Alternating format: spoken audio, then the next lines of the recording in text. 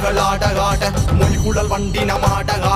சித்தன் சிவனோடும் ஆட செங்கைய கண்பணி ஆட பித்தம் பிறானோடும் ஆட பிறவி பிறாரோடும் ஆட அத்தங்கருணையோடாட ஆட பொட்டு நம்மடித்து நாமே